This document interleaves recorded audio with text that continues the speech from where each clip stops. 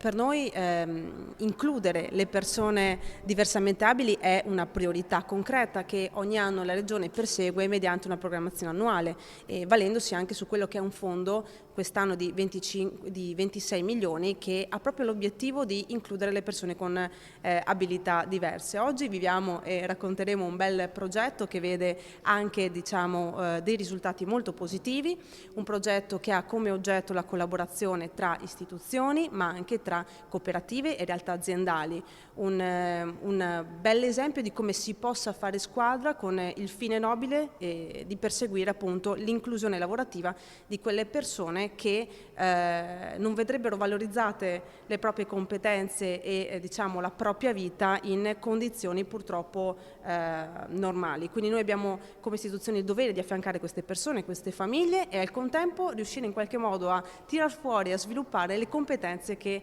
questi ragazzi diversamente abili hanno e oggi appunto racconteremo di come sono dal punto di vista della creatività questi ragazzi sono stati valorizzati e addirittura appunto sono stati occupati dall'azienda in maniera stabile, quindi questo è un bel traguardo. Anche quando solo si arriva ad occupare una persona diversamente abile in un rapporto di lavoro diciamo determinato, nel senso stabile, secondo me è un ottimo traguardo per le istituzioni.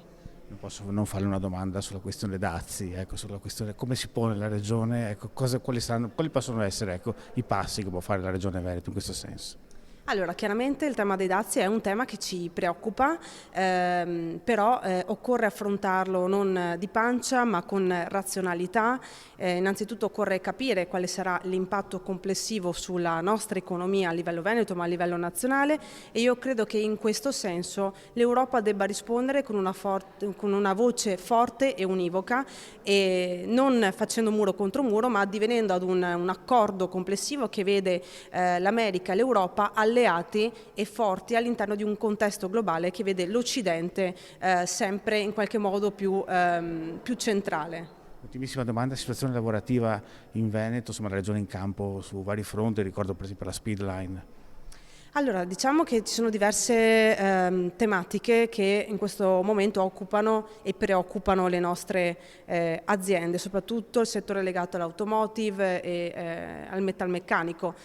Oggi stiamo affrontando, stavo dicendo anche prima, un mercato del lavoro che cambia rapidamente, che quindi in qualche modo ci impone di stare al passo coi tempi. Quando le aziende fanno fatica a fare questo, in una situazione anche diciamo non proprio facilissima, accadono queste crisi che noi comunque stiamo seguendo e le stiamo seguendo con tutta l'attenzione possibile attraverso anche il supporto dell'unità di crisi regionali che ricordo essere un unicum a livello nazionale e che in qualche modo ha risolto tante e diverse crisi aziendali complesse anche con l'aiuto del Ministero del Made in Italy e delle imprese.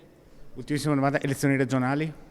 Elezioni regionali quando saranno? Non si sa, ad oggi si dovrebbe votare a novembre in teoria, quindi 2025, ma ci sono ancora delle interlocuzioni in atto per cui quando decideranno appunto questa cosa chiaramente non dipende da noi, ma quando si deciderà si andrà a votare. A noi non preoccupa tanto il quando si andrà a votare ma il come si andrà a votare, quindi con un centrodestra unito e possibilmente unito. Ecco. Grazie Assessore.